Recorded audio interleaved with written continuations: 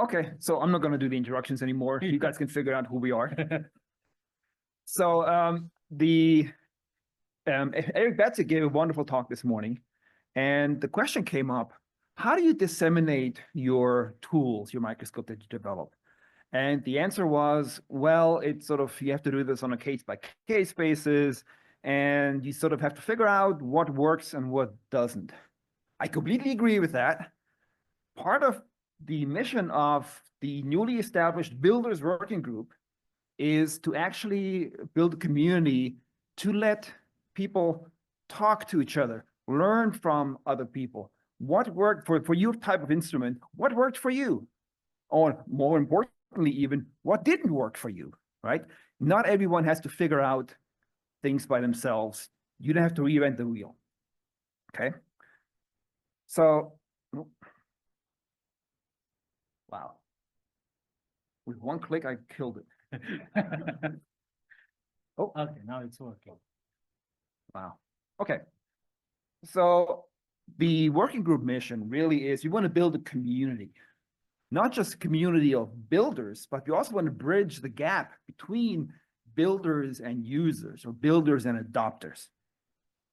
We want to do this by having seminars, having a forum to discuss matters of interest to builders as well as adopters.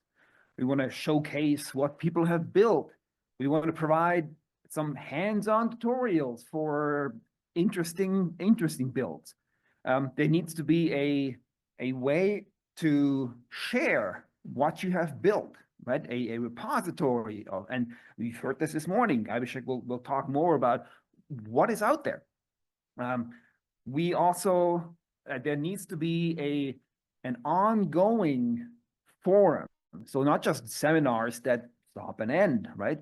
We want to have a site where people can have an ongoing discussion, and that is archived, so people can go in and figure out, search for topics and figure out what other people have said. And of course, this working group will not just work in vacuum. We want to work very closely with the other working groups. There's huge amount of work being done at BINA, by the way. Vanessa and Nikki are driving forces of all this, to really help coordinate things. We want to interact with the training folks, right? We also need to train people how to build instruments.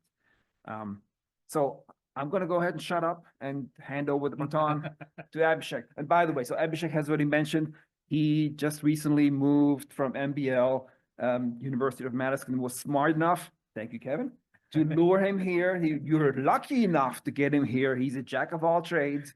If you have any sort of optics question, just general question, how do you get things to work? Abhishek's your man. Wow, thanks, Martin.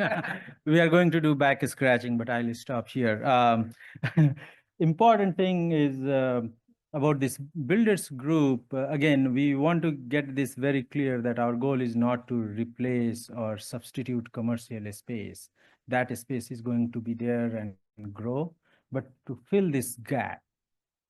And also, you don't have to build or replicate a microscope. A lot of times we learn from each other some sample holder designs, mounts, some small things which we can replicate or learn from each other that reduces some overhead, minimizes some redundancy, and this way we can advance science we are interested in. So that's the whole purpose for this builders group, basically. Developers and users, we can get together, talk to each other, and help each other, learn from each other. We have a lot of active members in this working group. All of you are welcome to join. We want to grow this list, but I wanted to mention 3 people specifically who really got us started. Kevin and Alison North. First email we got regarding this working group was from Alison North. So it was easy to convince us, but she got us, yeah. And Claire Brown. So these 3 people, basically, they really had some vision. And then Martin took over, and Brian Millis from Vanderbilt. And I'm just assisting them in this process because I'm really passionate about certainly building and sharing that. We haven't done much, honestly, but we are pretty much new.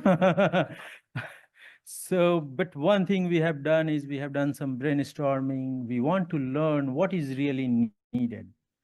What, as a builders, what we can do for users, and where is that open space where we can contribute.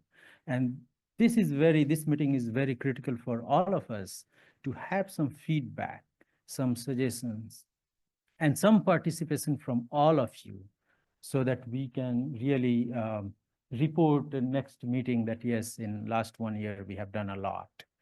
So we want to be in that position, but we need your help regarding this.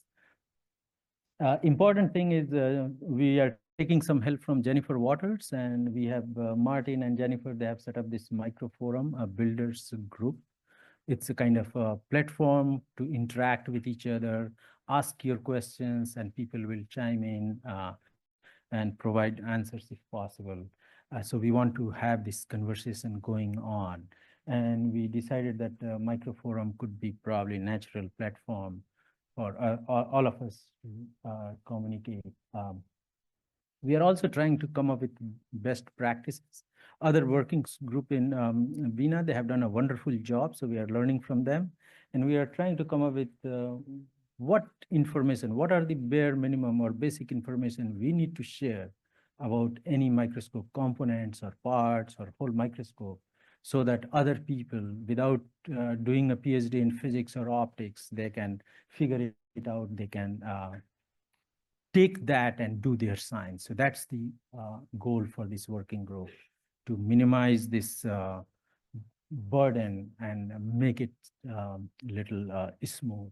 We don't need to do PhD to do all these microscopy. So we are going to have some talks and some discussions and all, but anytime, please feel free to reach out to Nikki, Vanessa, Martin, me, or Brian, or anybody in our working group. You can find our names and emails on website, and let us know. We want to hear from you how to best facilitate all these things and help. With that, thanks again for all of you for joining us, and thanks for your attention, and we would like to hear more from you. Thanks, Martin. Yeah, thanks, Abhishek. Yeah. So I think Jan is the first one up. However, before that, I have some homework for you all. So we did not put the website on there because I think nobody could figure out anyway. Quickly write it down. So the two sites that Abhishek just mentioned, one is Microscopy DB, and you heard about it from Nikki and Vanessa this morning already. So Google it, go there. It basically is a website with anything related to microscopy, starting from little tools, little gizmos, little protocols, anything microscopy related. So that's my first homework. Go Google Microscopy DB and check out what is on there. And then if you're convinced, or hopefully that convinces you that this is really cool, contribute. There is a form online where you can actually point, as the email goes to Vanessa and Nikki. They sort of do a little bit of make sure that it's actually legit, but point them to the site that you would like advertised. So this is a really cool site. The second homework, so quiz number 2, go to Microform, and I don't have to tell you Microform how to get there. And then there's a category, builders. You have to scroll all the way down. It's very last because we're very, very new. So go there, and there's very little on there right now, but post what you have, right? May that be a little gizmo, a little adapter piece, a little a tool that you have that is useful for microscopists. So post a question there. So check it out. Those are my 2 homeworks. All right, I'll shut up. Jan, all yours.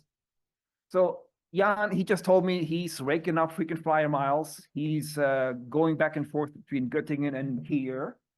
And of course, if you ever heard of Flamingo, if you ever heard of Light Sheet, you will know what Jan is all about. I attempted to move those. I realized that that's impossible to move 12 custom-built instruments. And so I started on this journey, which is now the Flamingo. with the attempt to be more flexible within the lab and more sustainable in microscopy development. And that's what I'm going to talk to you about today. So we already had a great introduction into lattice light sheet microscopy. What we do is a little bit of a different flavor in the sense that we work on larger scales, so mostly whole organisms, namely zebrafish is what we've worked on the most.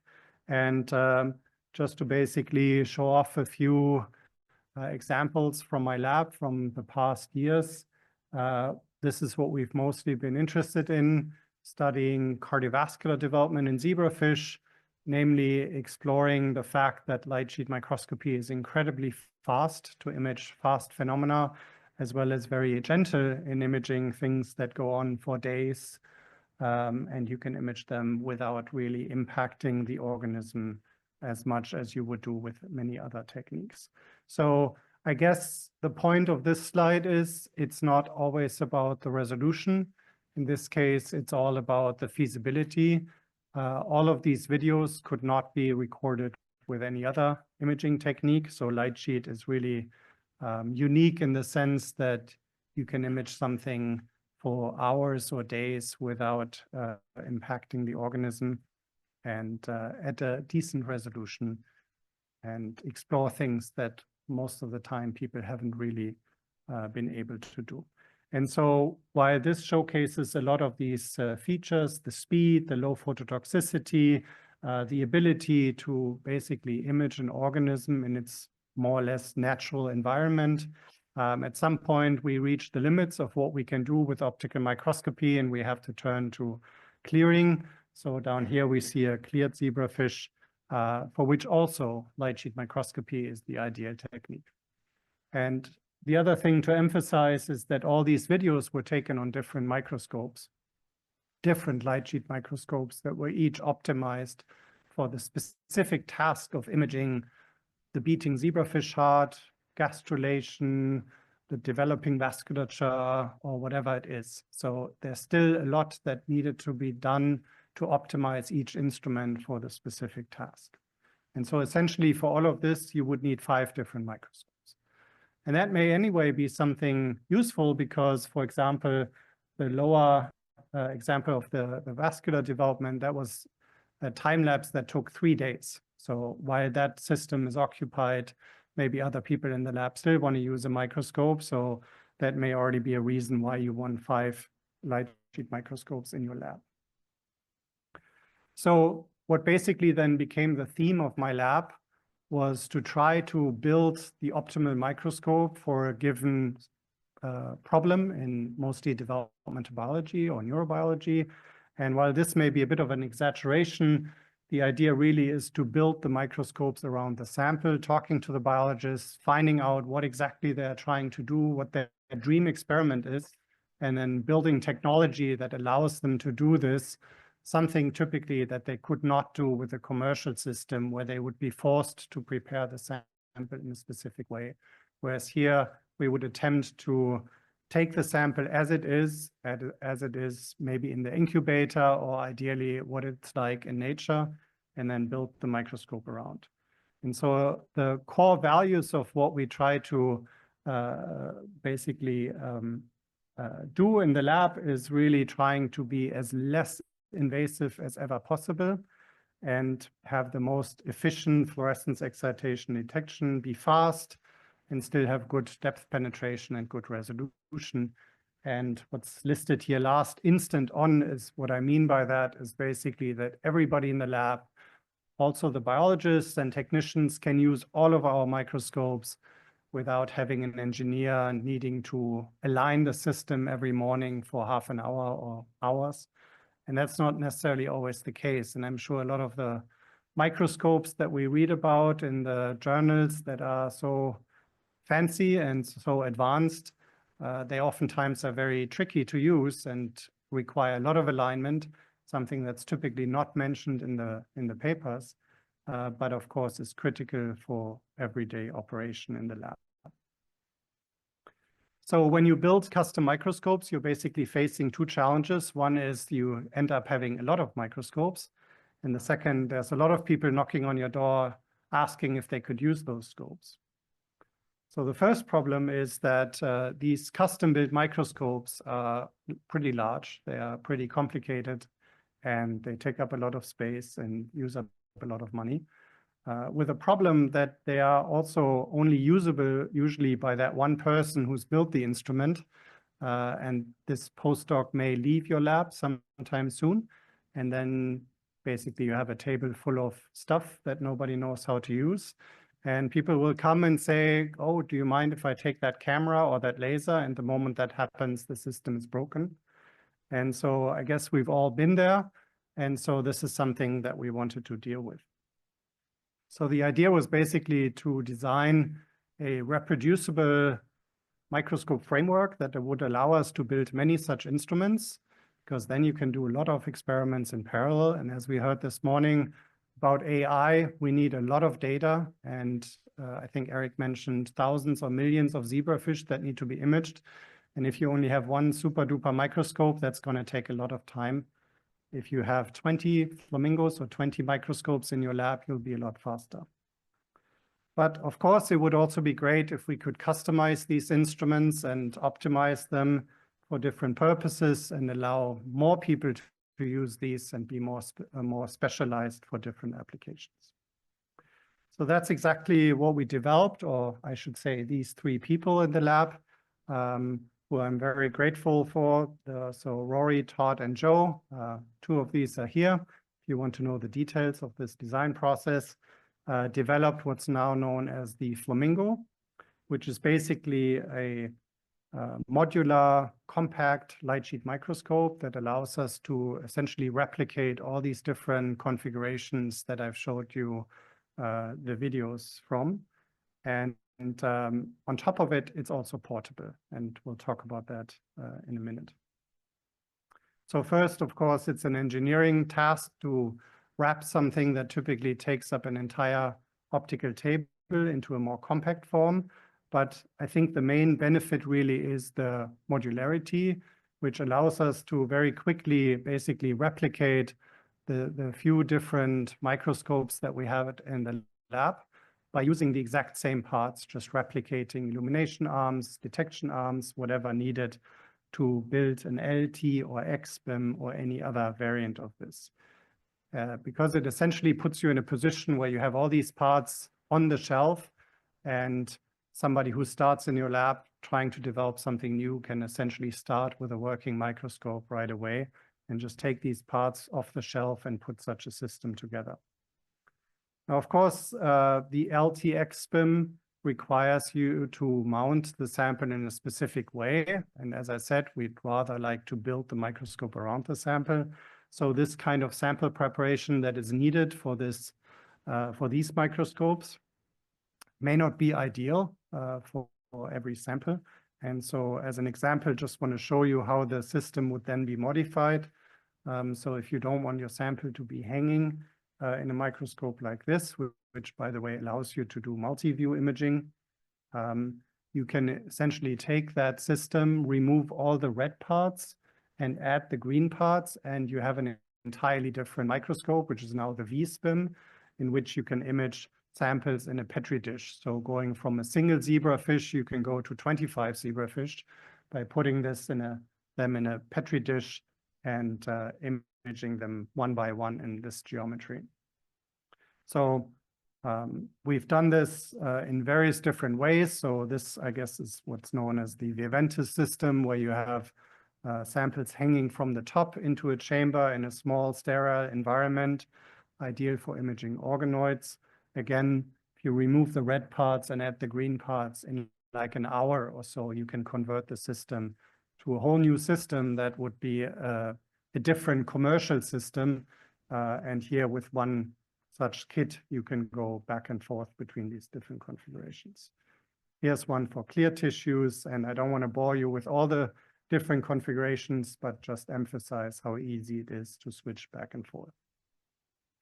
This also goes along with an electronics box, which has all the power supplies, controllers, computer network, etc. inside this portable box. And this allows us to remotely control these microscopes and run workflows on the system from your home office, even if you want it. So essentially, we've addressed the first point, meaning that we have a common framework and reusable parts. We can build many microscopes in a reproducible fashion and be much more sustainable just for ourselves, just within my lab. And I think this should be a template maybe for other microscopy developers to also think about this, of how you use resources and how you share instruments within your lab. Now, the second part, though, is the collaborations with other people. And so here we had published this perspective a while back that talks about the challenges of sharing advanced microscopy with the community. So how to actually turn a really cool microscope into something that people can actually use and disseminate the technology a little bit better. So there's many different models. You can commercialize your microscope and it's going to be sold by some company for a lot of money and may end up in a few rich labs. It may never be the perfect fit for somebody who doesn't work on model organisms, but something a bit more exotic. The other challenge is that a lot of people read about the latest, coolest microscopes in, let's say, Nature Methods or so, but actually not capable of replicating such an instrument and would need to travel to the lab in order to use the technology. And most people are not capable of building a microscope, especially not the biologists who may be in need of such a technology. So simply making an instrument open source is not enough because people can't build an open source lattice light sheet microscope necessarily, especially not the people who need one. And traveling to a microscope is never a good idea. Ideally, the microscope should come to you. So that's exactly what the Flamingo is basically about, communicating between the engineers and the biologists, being able to pass a prototype of an instrument back and forth between the developers and the users and optimizing the instrument that way, meaning the physicists build useful microscopes and not just sit in their basement and think of the coolest, latest stuff, but actually build something useful. And the biologists get their hands onto the latest technology, something they really need, and get a unique, dedicated instrument. So that's essentially what we achieved. And we only realized, looking at the Flamingo in our lab, that these are actually portable and can be put into these Pelican cases and transported to collaborators or to workshops or conferences. And we've done so extensively. Some people may recognize this is in Woods Hole here on the left. This is in San Diego, at Harvard, and in many other places we've been to.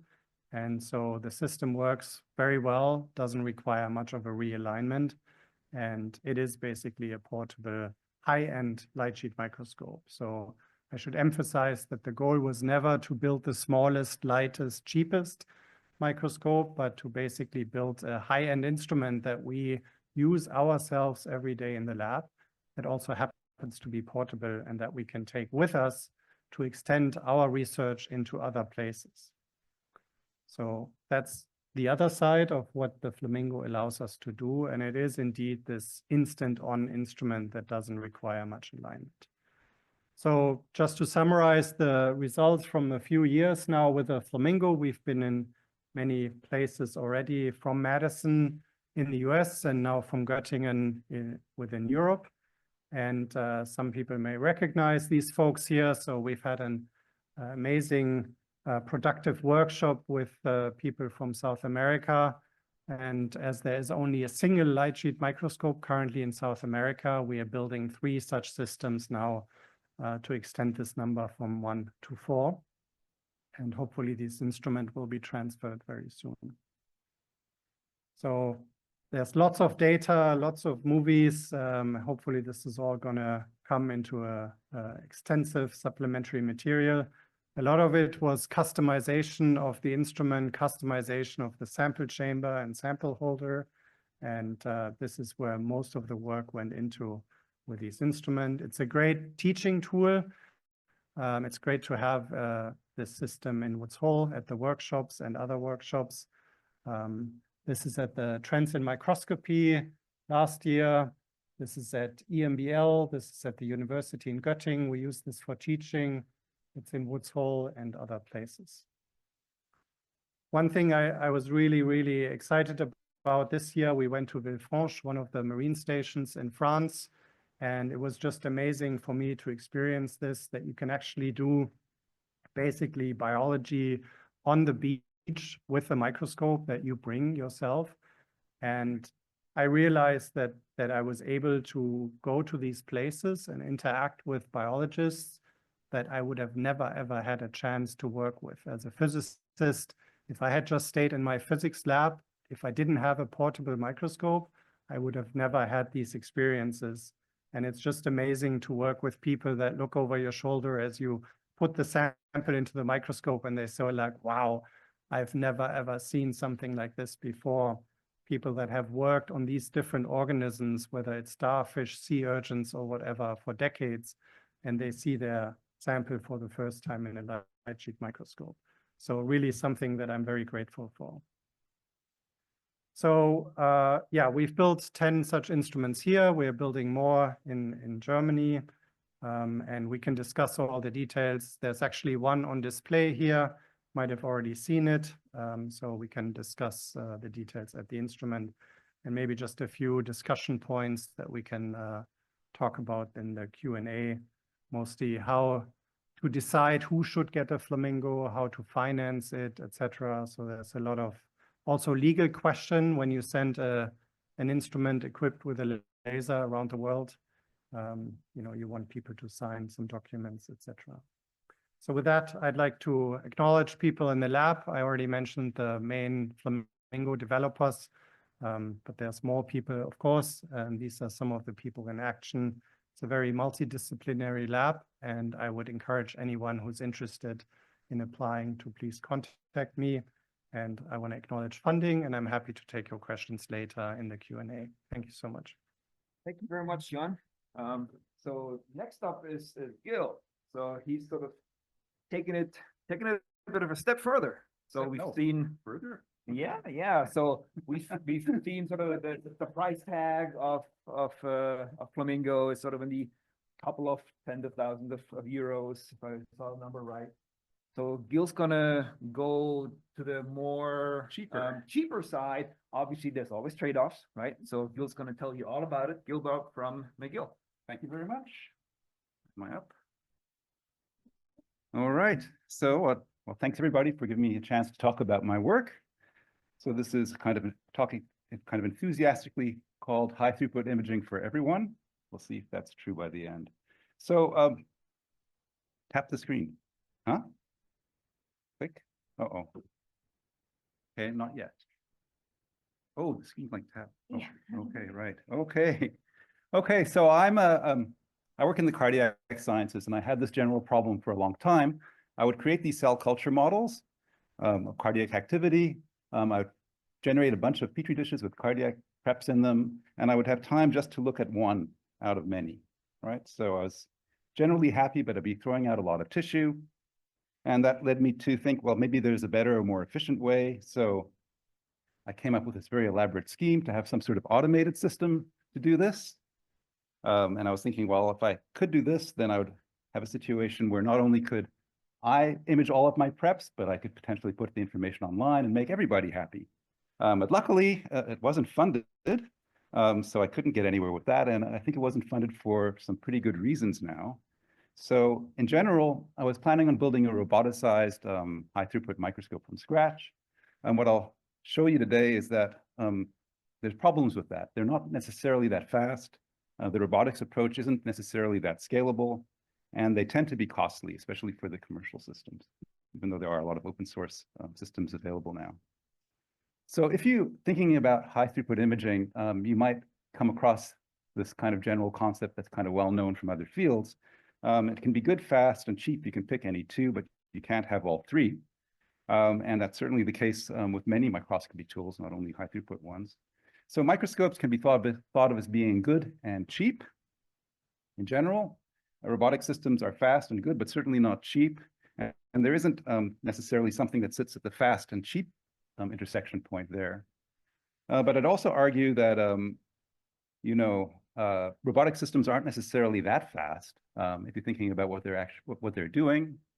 And I can put the cheap in quotation marks because most microscopes aren't necessarily that cheap. So if you had a kind of a wish list for what you want out of one of these systems, you ideally want to image any sample in a multi-well plate. So we typically deal with 96 well plates. You want to be able to switch between samples immediately, and I'll show you what that means in a while. You want to be able to compare samples side by side if you're doing some sort of experiment where you're doing comparative biology. You want to monitor wells continuously for hours. So I was very interested in looking at how cardiac systems evolve over time, so the dynamics, how they change. And so switching between wells sequentially wasn't necessarily an option. And then finally, as a stretch goal, I thought that colleagues should be able to see the experiments while they were happening, even if they were doing so remotely for sharing data purposes. So I was very influenced by this commentary, and the author came to the conclusion that high throughput microscopy must try to reinvent the microscope rather than just generally speed up its functions. And he made the interesting point that people have been doing high throughput microscopy for a while. So they used to have these salons where people would bring their microscopes and people would shout out what they were seeing to the audience or people around them. And the general idea is that the microscope itself hasn't really changed all that much since that time. Now, we all here know that that's not true. There are wonderful microscopes out there that are very different. But in general, the microscope today is just kind of a modification of the microscopes of a long time ago. So he went on to say that if you wanted to speed up the process of doing high throughput imaging, then it's only natural, if you have that in mind, to try to do things using robotics. And he brought up many commercial systems. Often these systems cost hundreds of thousands of dollars or more. And he came up with this general conclusion, basically asking that these systems are not accessible to most biologists because they're too expensive and hard to maintain. And he summed it up by saying that progress in roboticized microscopy will have to rethink the light path of the microscope. So it comes down to the general approach. If you're looking at things one sample at a time, there's only so fast that you can go. So you have a process of diminishing returns with this approach. So if you want to have higher throughput with these systems, you end up with higher cost and much higher complexity. So the question naturally comes, can we capture images in parallel? And the answer is yes. There's many different ways of doing this. And a lot of these are relatively recent advances. So you can either use a wide field approach. So those are in the top two slides, basically having a camera looking over the top of the well or from underneath. Hamamatsu came up with a system called the U-cell back in 2003 that internally actually does something very similar. Or you can have multiple sensors, and there's different approaches. So probably the Rolls-Royce of that is one that came out of Duke University, which uses 50 individual cameras to image a multi-well plate. And also you can do a more homebrew approach where you put multiple individual systems inside of an incubator. Okay, but there's some drawbacks with all of these approaches. So wide field approaches typically have to suffer through low frame rates. If you have a high resolution camera, that's typically running relatively slowly. And you end up with a relatively low resolution per sample because you're dividing up your sensor by all of those wells. And multi-sensor approaches are obviously expensive and hard to maintain just by virtue of the fact that you have all that electronics happening. So what's the alternative? So I'm hopefully going to show you that there is one. So for the last few years, I've been working on the system that's inspired by Newtonian telescope design. So most people are familiar with Newtonian telescopes. You have some samples that are far away. Light is coming through the system because it's parallelized. It can be focused using a single mirror to one sensor. In this case, it was the person's eye. So I'm doing a similar thing. So on the left, I'm having a reflector, and so the eye is replaced by a camera. And the kind of only two differences is that I have to parallelize the light before it hits the parabolic reflector, or else it won't go to the sensor. So I just have a set of lenses above each sample. And there's individual LEDs or light sources under each sample. So all you do is you switch on the light and the sample gets projected to the sensor, and you use the full resolution of the sensor. And it's that simple. So the nice thing about this is that the LEDs can be toggled on and off incredibly fast. That allows you to switch very quickly between samples. So you can set up your experiment to either look, in this case, the way that it's drawn, I'm looking at 4 samples over and over in rapid sequence, or you could choose to look at 2 samples at a time, much faster. And we were using this in the lab. So the top example is looking at cardiac preparations. So these are 4 cardiac preparations, and I'm looking at them at high speed, and you can map out the activity from these. And we also did a pilot study looking at C. elegans worms, and for motion tracking purposes, and so that worked really well as well. So there are several positives with this approach. So the first one is that it's incredibly easy. Well, it's relatively easy and cheap to build. I'll just go ahead and say that. So the first prototype was built by 3 McGill undergrads, and these were life science undergrads. So I'm in the physiology department, and so these were just students that came with no engineering background, and we put this thing together in a summer, and they were getting results by the end of it. So it is straightforward. And it turns out that you get surprisingly nice images if you align things correctly. And there's a much longer story as to why this is the case. And my colleague, Alex, who's in the audience, and has bought one of his own systems. So you can see that outside in the display area. Is the one that figured out why the images aren't as bad as they perhaps should be, considering that we're imaging things in a slightly funny way. And I'm happy to talk about that later during the question period. But I think the real magic comes with the fast switching times, okay? So that's where all the potential is, at least as far as I'm concerned. So you have several benefits that come with having very fast switching time. So I'm going to show you a video from the results that we got for our original paper in this. What you'll be seeing are a bunch of panels, but you have to keep in mind that each one of these panels, even though it appears small, is a full resolution image. Okay. So in this case, we're looking at 80 wells, each with worms in them, and you can see them twitching slowly, and the speed allows us to switch between any 4 wells and image those at high speed, or if we choose, we can decide to image 1 well at very high speed, in this case, 120 frames per second. And the speed is just limited by the speed of the camera itself. There's another benefit, and I'll be able to demo this to people if they want to come by the table later or on Friday. But 2 people can run experiments independently on the same system at the same time. And so I built an app that allows you to do this. So 2 people running these programs from their phones can effectively run experiments independently. So these are 2 different wells being run by myself and my graduate student. And we can image them and control them independently, and even do optogenetic stimulation on the preps completely independently. So what is the system good for?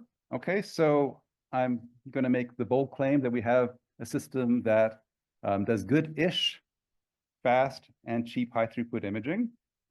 All right. And so, of course, there can be improvements that can be made. But this brings us to potentially where I think the exciting applications are. It can be potentially a platform for doing remote science.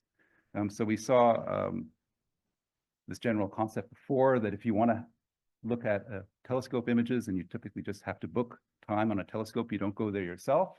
So a similar approach can be taken with biological preparations, especially if there's 0 cost to switching between samples. That's the whole point. You don't actually incur any a cost to doing this if you have one of these systems in your lab. So you can add researchers or observers at 0 cost. Observers can see live experiments, and this obviously has benefits for the replication crisis, and I think it can be used as a tool for open science. So that's why I would say that it's an approach for doing high throughput imaging that could be for everyone. So there's obviously some benefits in my mind if RAP is widely deployed. So that's the acronym that we're using for the system, Random Access Parallel Microscopy. So if many labs had this, then potentially everybody could access hundreds of experiments in real time at no cost. So this obviously has benefits for transparency. and access. So in my ideal world, I'm hoping to get help in how I could potentially make this into an impactful open source high throughput imaging system. So we heard a lot of discussion about how many systems come and go and don't necessarily leave the lab. I'm hoping that our system is cheap enough and easy enough to build that maybe we can overcome this. And I'd be very excited to hear some people's advice on how to do this. And I'll be working with BINA and the Builders Group, and I'm going to treat them sort of like an open microscopy scientific advisory board. So I do it right. And we have the first test case coming up. So asking whether the system can be built and used by biologists. I'm working with 2 colleagues in the University of Alberta. And I have an example of a test system sitting in the other room that people can play with. Okay, where I can demonstrate the way that you can potentially use it to do 2 kinds of experiments simultaneously.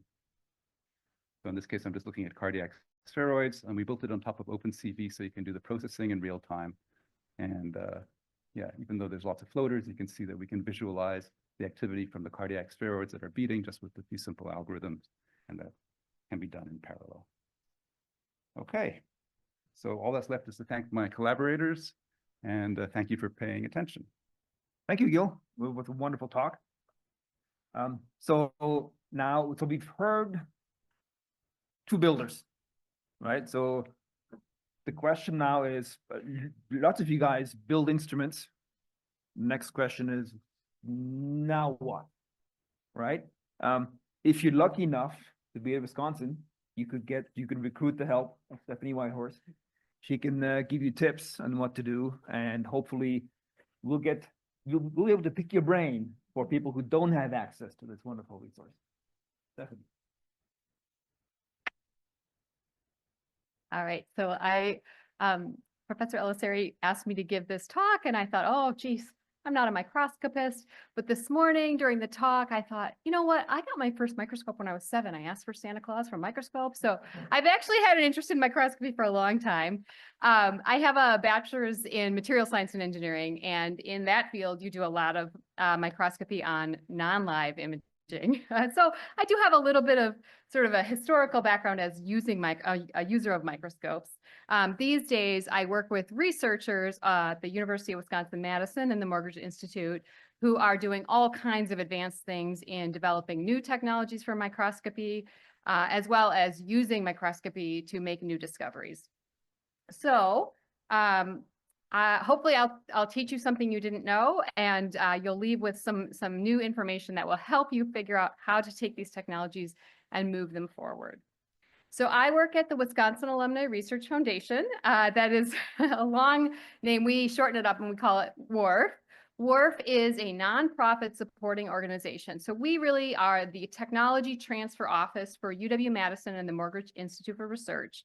Our goal is to really get technologies developed on at these 2 institutions out there so that people can take advantage and use these innovations.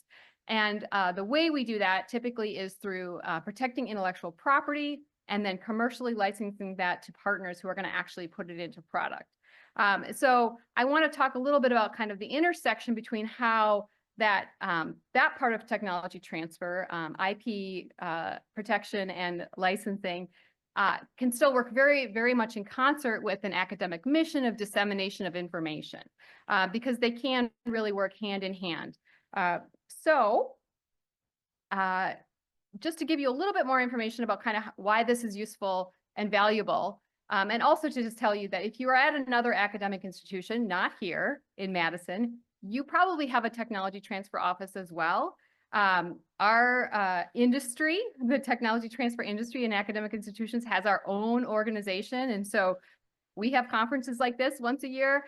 So your institution probably has a tech transfer office. And if you haven't worked with them, I would encourage you to reach out and find out what their processes are, so that if you do come up with a new innovation, you can go talk to them. For the most part, the people who work in our industry want to hear about what you're developing, and then they'll help you figure out what the opportunity might be. What's the pathway to potentially try to commercialize that technology and get it in the hands of the end users? Because that's really why we all do what we do. Another piece of what we do is we protect the inventions. We try to get companies interested in putting them into product. We license them to companies, and I'll talk a little bit about that process.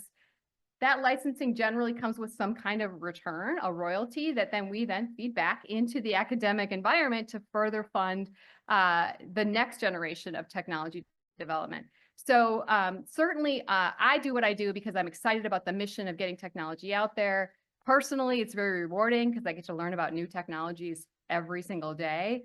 But also it helps to support and fund the academic mission for the next generation. And so that's an important piece of what we do. Just to give you a sense of the volume of the technologies that we manage at WRF, we see about 375 to 400 invention disclosures from campus every year. There are 6 people on my team who are tasked with vetting and evaluating those technologies. I work in technologies that are considered physical sciences. There are 3 of us on the physical sciences side and 3 on the biological life sciences side.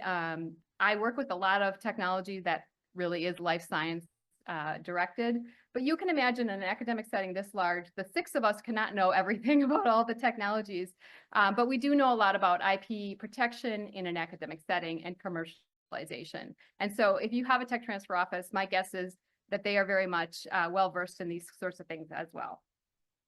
We protect about half of the technologies that are disclosed to us, and we sign about 55 new commercial licenses every year. We have over 600 active commercial licenses for technologies in our portfolio right now. And so we do this on a fairly large scale on a day-to-day basis.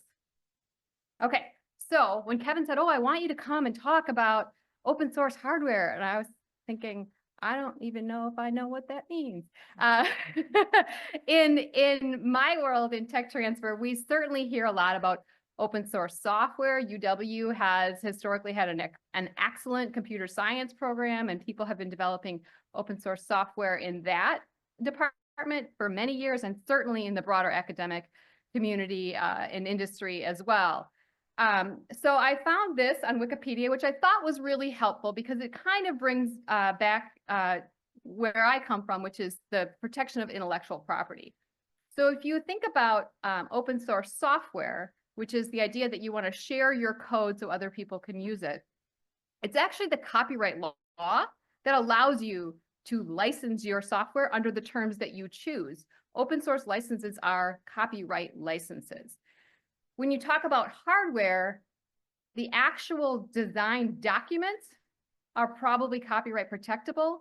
The design itself and the innovation that you might build is potentially patent protectable. And so I thought for this talk, I would just give you a little bit of background about IP, particularly copyrights and patents, so that you can sort of think about your innovations in that context as you move forward. So stepping back, most countries have some sort of intellectual property laws. In the United States, it dates way back to the Constitution. So the Constitution says this is the statement right out of the Constitution. When I was traveling around DC and was at the museums with my children, 10 years ago, I found the section of the Constitution under glass that actually says this. And I said, oh, look, this is so cool. And the kids were like, whatever, Mom. But it really does say this, right? So all of the intellectual property laws in the United States come from this clause in the Constitution. And what that ended up turns into is a body of laws, right? So there's a whole body of patent law, there's a body of copyright law, trademark law, and there's also a body of law around trade secret. You can see this is laid out as a Venn diagram for a number of reasons, because you can get protection for all of these things together in some cases. Trade secret is kind of hanging out by itself because it's not something where you actually have any kind of formal registration. You have trade secret under the law by keeping things secret in a very specific way. We hang it out here on the side in an academic setting because we almost never want to keep what we're doing completely secret. And so for the most part, in an academic setting, we're not dealing with trade secrets. So I sort of just shove it off to the side. We deal a lot with patents, copyrights, and a little bit of trademark. I'll just tell you, trademark protects the source of the good or service. So earlier, Kevin talked about the Bucky Badger logo. That is trademark protected so that you know that the source of the thing that you are purchasing is coming from this specific organization. My office doesn't do the, the trademark licensing. We do all the patents and a fair amount of the copyright licensing for the University of Wisconsin. So that's the last slide I'm going to have on trademarks and trade secret, but I'm always happy to chat about those. So I want to move it into sort of talking about patents, copyrights, what those are, what they protect, and then kind of how you can exploit them to the benefit of getting your technologies out there, while also making sure academics can use them for academic purposes. So patents protect a variety of different inventions, but typically what you think about are devices, methods or processes, and these methods or processes can be carried out in software, but it's the actual process itself that is what you'd be protecting with a patent. In order for something to be patentable, it has to be a patentable type invention, which the Patent Office categorizes that into sort of useful. The other thing is it has to be new.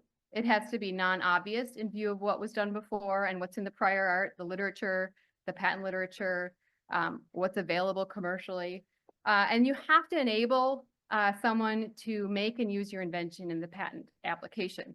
So this, I think, is really interesting in the context of talking about open source design. So the deal that the Patent Office makes with you, or the Constitution really enables, is you tell the world in detail in your patent application what you have invented. And you have to explain to the reader how to make and use the invention in at least enough detail that they could make and use it. And in exchange for that, revealing the details of your invention instead of keeping them a trade secret, in exchange for that, you can have some control over how people use your invention for 20 years. So that's the deal, right? That's the deal that the patent law basically enables. And the goal of that is to get technology out there so that people can build on it and improve on it and maybe come up with even better alternatives to it. Copyright really protects original works of authorship. And so this is always kind of a funny thing when I'm talking to technologists who don't necessarily consider themselves to be artists. But the reality is, there was a talk, in the talk earlier, there was a discussion about the ties with the images on them. Those were probably copyright protected because you can copyright protect an expression which is fixed in a tangible form. So when we talk about open source software, we're really talking about the copyright in the actual words of the code is considered to be like a literature, like a textbook might be. And so copyright really protects the code itself, not what it does.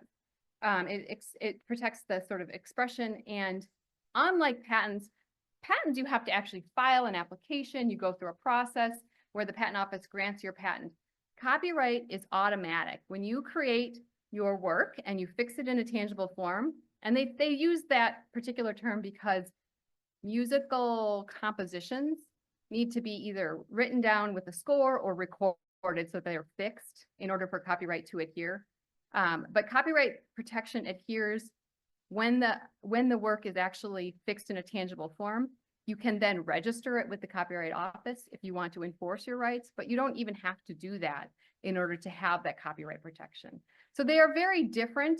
And so when you try to talk about open source hardware as being kind of the same as open source software, they're really not, because you're exploiting different aspects of the IP law. So patents and copyrights both give you the right to exclude other people from doing things with your rights without your permission. So they do have that in common.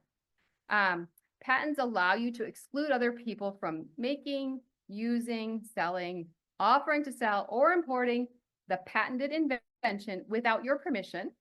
And copyrights allow you to exclude others from making copies of your work or making very direct derivatives of your work without your permission. And so what that means is, in the context of copyright and open source software, you say, I own the copyright in this code, and I want to share it with you under this license that says what you can and cannot do. So you can exclude some people, but not all people. So often when we're working with researchers who have developed open source code, we tell them, oh, you want to share your code with the academic community? That's great. How would you feel if a company was formed around your code and somebody started using your code and they started making a lot of money by exploiting your code? And then an academic will often say to me, well, well, that doesn't seem fair. And so we encourage the use of an academic only open source license for software.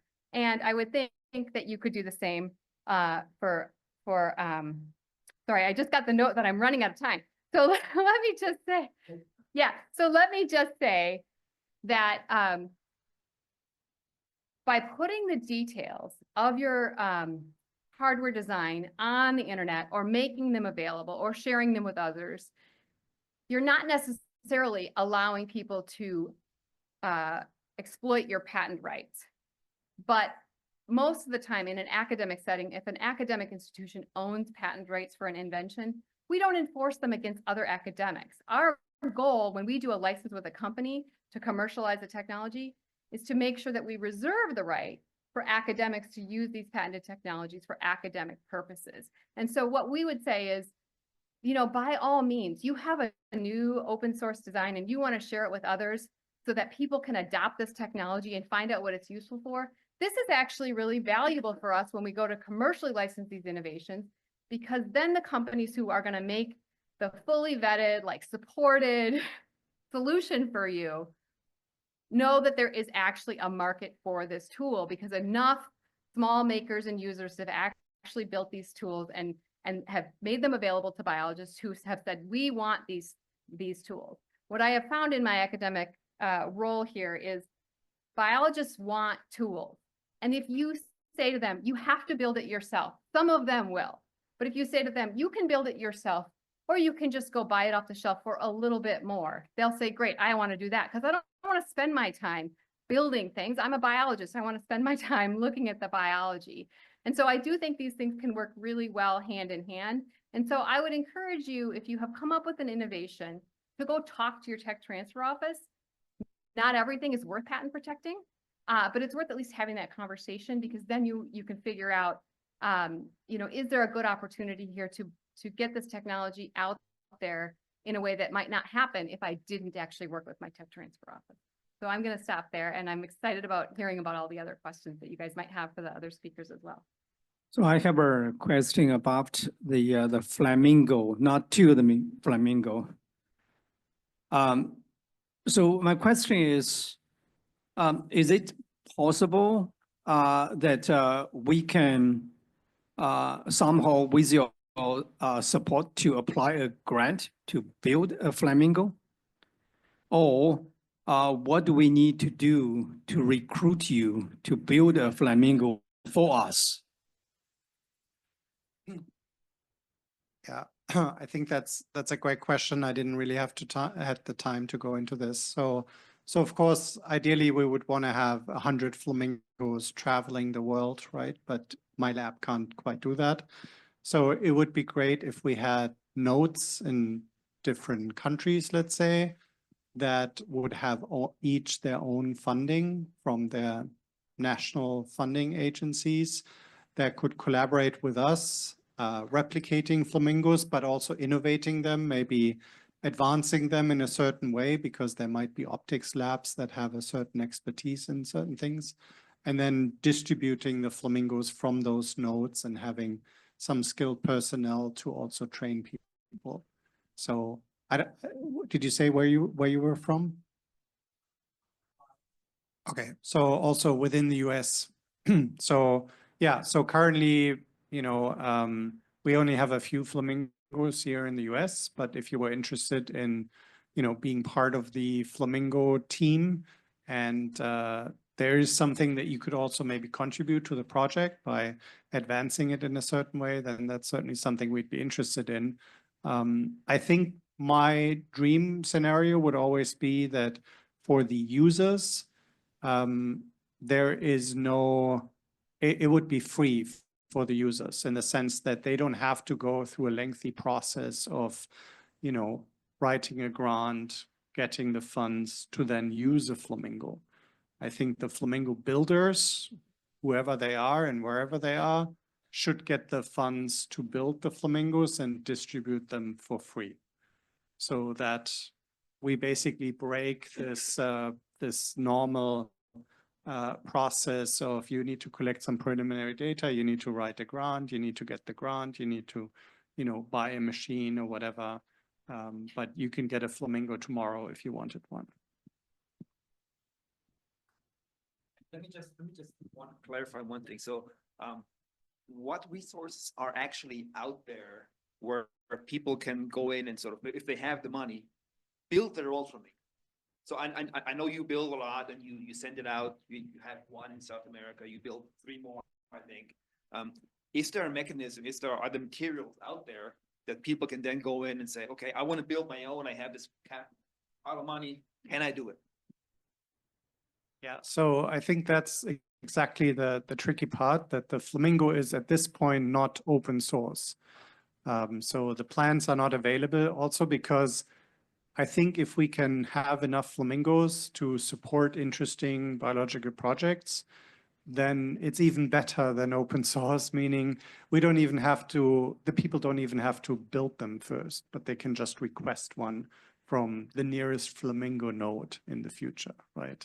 So I think if the funding goes straight to the Flamingo node and they can build a few systems that then are distributed in a certain way through a certain mechanism, then you don't even have to build one. So you don't even need the plans. I think I would be afraid if I gave you the plans, you might actually really struggle in putting a Flamingo together because there's a lot of custom parts, custom electronics, custom cables, CNC machined aluminum parts, 3D printed parts, Thorlabs parts, all sorts of things that need to come together. And we can provide a certain level of support. And I would really hate to see that there are flamingos that are dead and not being used because people weren't necessarily skilled to build them and maintain them. And that would be, I would be really sad about that. So yeah, I would love to have a family of flamingos that are constantly evolving, constantly maintained, not necessarily just by us, but by other people who we train in building and maintaining these instruments, if that makes sense. Hi, Alex Corbett, University of Exeter. Really enjoyed the Flamingo talk. I'm also on the quality control group as an advisor for BINA. So my first question is going to be, as you're shipping these Flamingo systems around, you know, they might settle in a different way. So how do the Flamingo systems sort of self-validate their imaging capabilities as soon as they arrive in the lab? Yeah, so there is no self-calibration routine in place in any way. I can only assure you that the system alignment is very straightforward and we have instructions on how to do this, and we could probably be a bit better with having videos explaining the procedures. There's test targets that we provide that you insert into the instrument and then you go through a certain procedure. This could be automated, could be motorized, etc. That is not in place yet, but it could in principle be done. The other aspect that I didn't have time to talk about is that the instruments can all be remotely controlled in the sense that as you receive a Flamingo and set it up and put your first sample in, I can basically log into your machine and watch you while you're running an experiment or even run an experiment on your Flamingo from Göttingen. And so that way, all of this will always be a collaboration. You'll never be alone with the Flamingo. And so you offer that sort of in-person support as they set it up each time? Sorry, a second. Do you offer that support to the group that you're sending the Flamingo to? Yes, ideally, yeah. And I think, you know, if this were to expand, I think then this would need to be provided by those nodes. So, you know, for example, we're talking to someone in the UK right now to maybe they could have the resources there to build 3, 4, 5 flamingos and have a postdoc travel with those systems across the UK and make sure people understand how to use them and helps them get the best out of the systems, right? And as I said, you know, this is a fantastic teaching tool as well. If you have a few physics students, they can put together such an instrument and then have the computer scientists help program them and the biologists then use them. So that's what's really fascinating about the system, bringing those different people also together around one instrument. Okay, great. Thank you.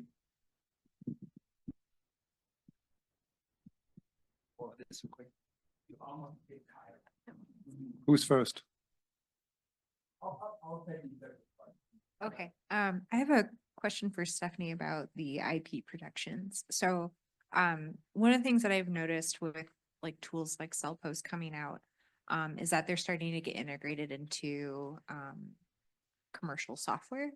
And I don't expect you to know the details about, like how, the Stringer group has like integrated and like, dealt with that kind of stuff. But, I'm just kind of curious if you could talk about those kinds of situations where potentially like the code could be trained more to have a slightly different model, but you're still using basically like the base backbone of an open source academic program, but then you're integrating that into a commercial software that, they're charging $50,000, per copy. And how that kind of works together when you are trying to build these kinds of tools for academic use. Okay, so I'm not sure I fully got the context of your question, but let me try to give you a general answer.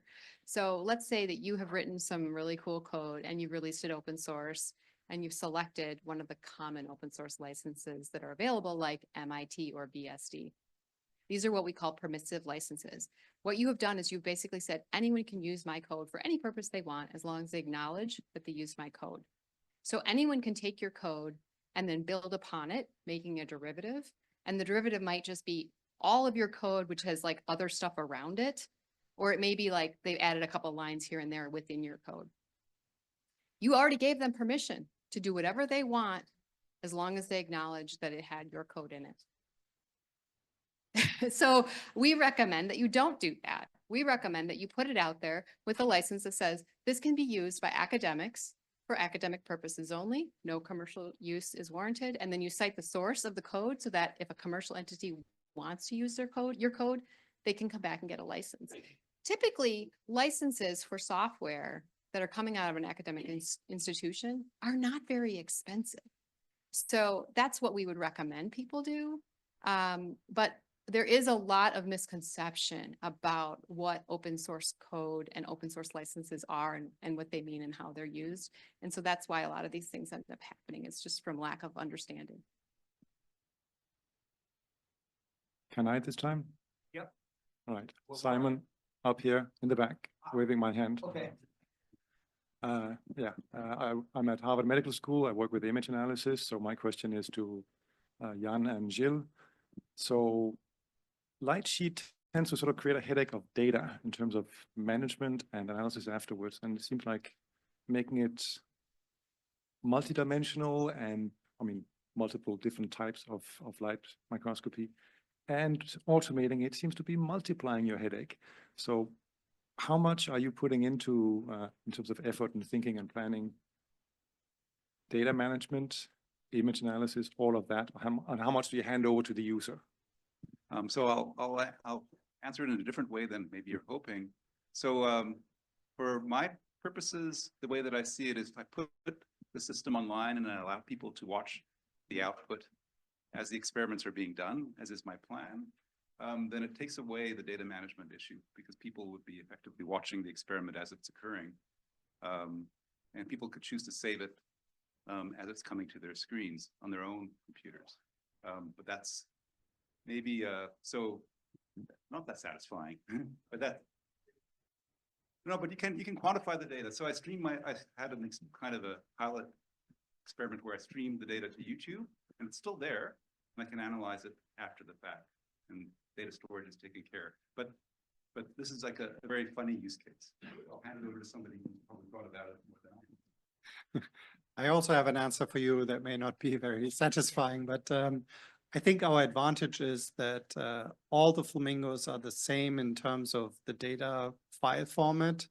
And since most people use them for like developmental biology purposes, tracking cells, segmenting stuff, the applications are very much the same. So my hope would be that this allows the community of Flamingo users to actually come up with, and with our help, to come up with solutions that everybody would benefit from, meaning that if somebody has solved that problem already, then others will benefit from it, which I think some commercial microscopes miss that opportunity to create a community around those devices because it's somewhat of a secret where all these instruments are and who bought which system.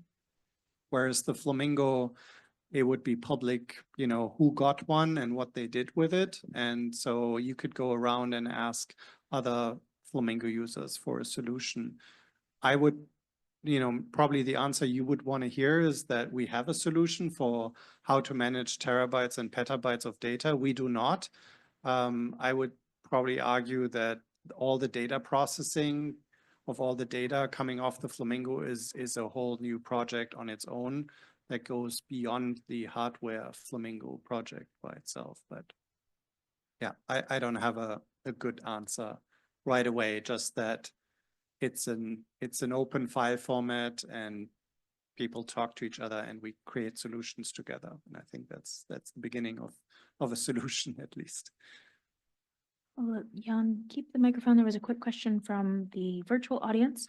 So from Sharon King at St. Jude Research Hospital. She asked, could he comment on the best practice for finding out or delineating specific needs for a custom system? Like how to define what a system should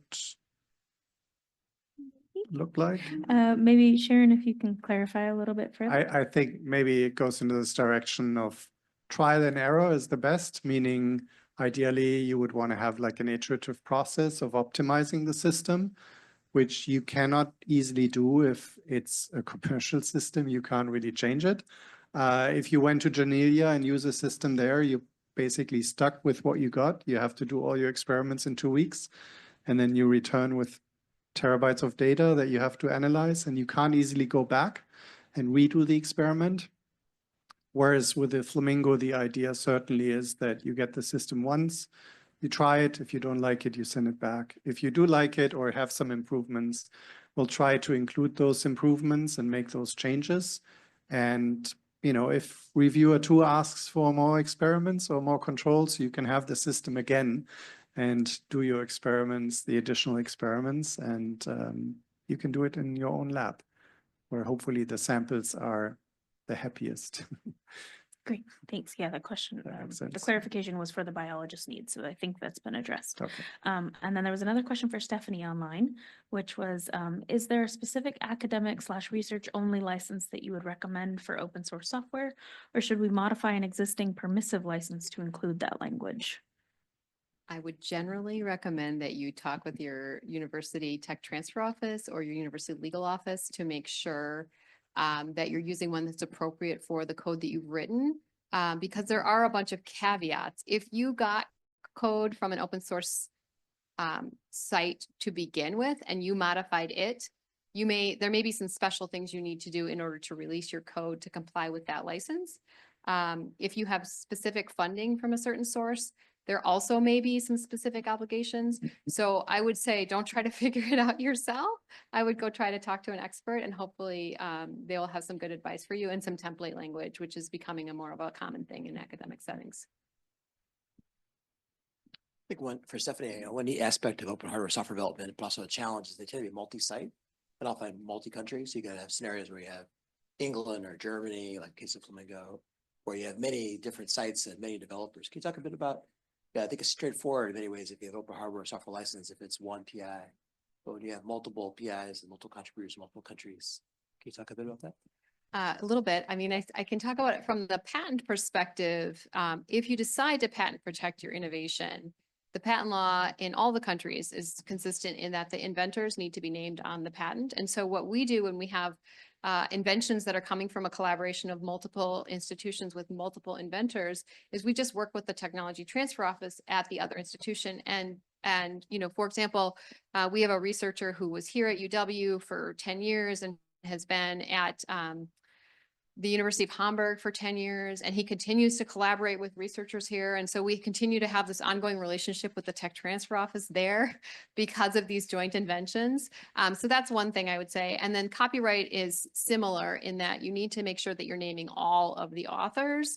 And if you are going to release code, you need to make sure that all of the authors agree with your plan to release that code, because you can't just go ahead and do what you want with copyrighted works without accounting to the other authors. So it gets complicated, which is why I continue to give my advice, which is talk to your tech transfer office.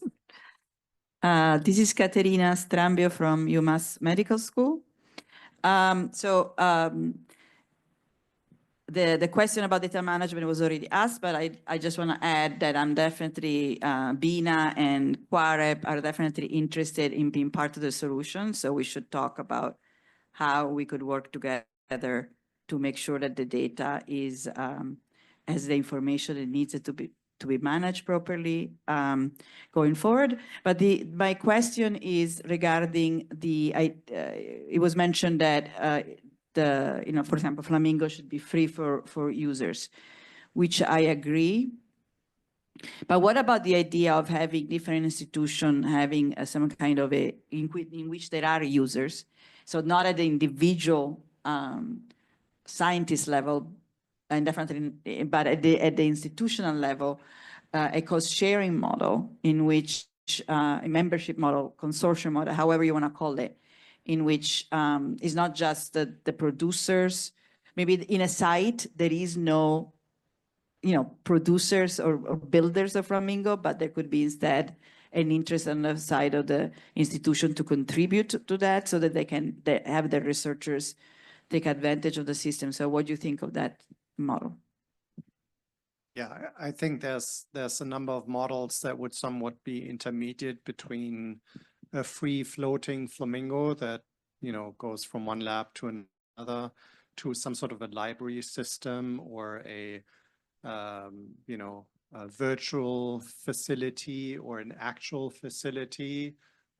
You could probably identify certain locations where, a few flamingos could reside in a facility and be shared amongst the users. But of course, if you were to do so, you would probably still then end up putting the flamingos in certain places which already have a lot of microscopes. So I think explicitly the goal with the Flamingo is to also reach places that may have not the financial resources to have a Flamingo or a few permanently installed there. And as I described in my talk, I think we also want to reach particularly biologically interesting places where we can do biology on the beach or on a boat or on an island or in a desert, in places where biology doesn't just happen in an incubator, but you're actually out in the field. And so that's something I'm most excited about, going to places where imaging is just not so prominent. And, I think if you end up putting them into facilities, then people still have to go with their samples to the facility but yeah, there's intermediate solutions where the Flamingo could still be traveling from those facilities or hubs or whatever you want to call them. Hi, James Junkman from Toronto University Health Network.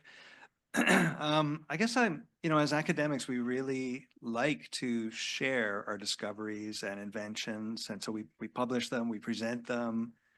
But is it really the best way to share it to have it open source, or is commercializing it, like patenting it, commercializing it and giving it to a company, the best way to share it in some cases?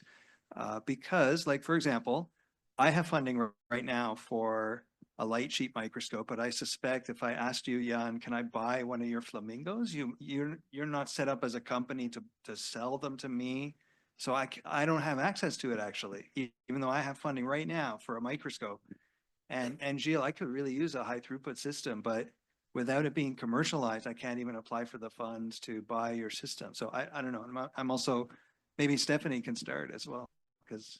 I mean, yes, that's sort of the reality, is a lot of great innovations are published, people read about them, they think they're fantastic, but more work needs to be done to get them to be available for the broader audience that could take advantage of them.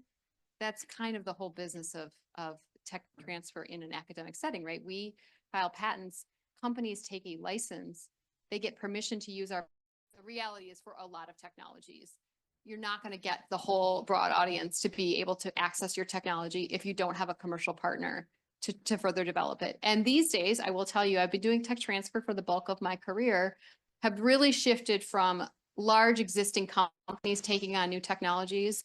Large existing companies that are publicly traded often are a little risk averse because they have to report to their shareholders. So we're seeing more and more startup companies springing up to develop those technologies. They're funded by venture capitalists who are not risk averse.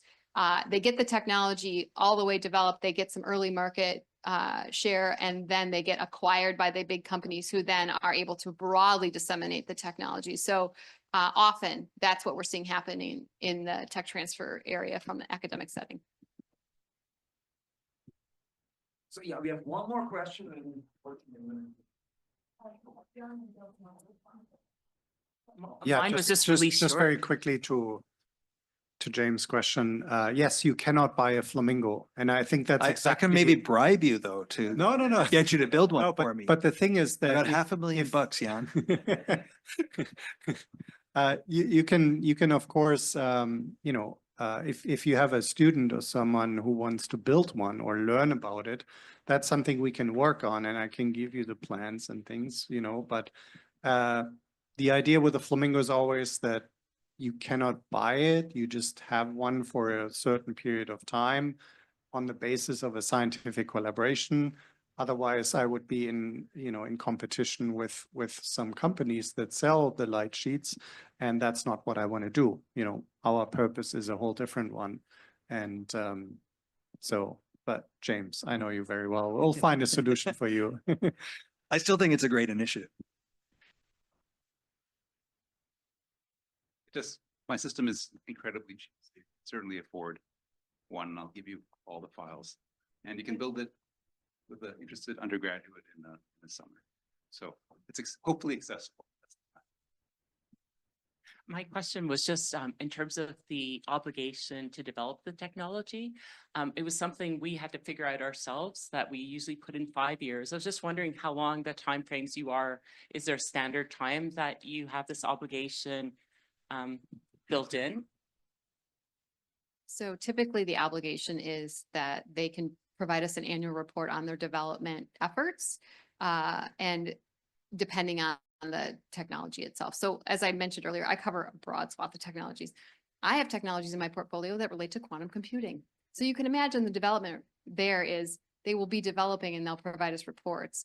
But with technologies that are much closer to market, it is you'll provide development reports and have a product on the market with a minimum royalty due by year 3, for example.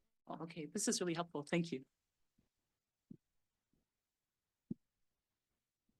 Okay, so the fact that we actually have to cut this off and have more questions than we have time for, I think is a testament to it's close to our heart, right? Lots of people have questions about building, about recouping some of the cost and all of this.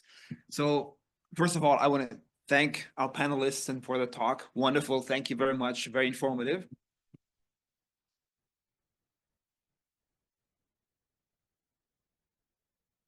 And finally, if you are interested in continuing some of those discussions, so the working group, we're going to go into the mode where we have sort of a month of public talks where we elaborate on some of those issues, and then have a month where we discuss internals, questions. So send an email to BINA, and Nikki and Vanessa will put you in touch with us, and we would be super happy to have you participate and help out.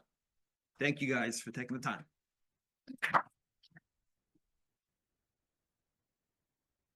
Thank you. Yes, so much to our panel. One very quick announcement before you all run away to go get coffee. We have our image contest every year. And as wonderful attendees of our Congress, we invite you all to vote for the People's Choice Award. So John, if I can get the screen back on very quickly, there'll be a QR code. There should also also be some out in the room where you can see the images and then vote for your favorite one. And so that way on Thursday, we can announce the winner. So I think voting will go through Wednesday evening so that I have time to make a slide to announce the winner. But please take a moment to vote. We got a lot of wonderful, fantastic images. They've already been reviewed. So you'll also have a quick spoiler for the winners. We'll be announcing everything on Thursday and then it'll go in our October newsletter. But please vote. And enjoy the wonderful images. Thank you so much to the contributors, if anyone's online or in person, who shared their images with us. We're so grateful, and you'll see them on all over the website and our advertising. All right, with that, enjoy coffee, continue the conversations, and thanks again to our speakers.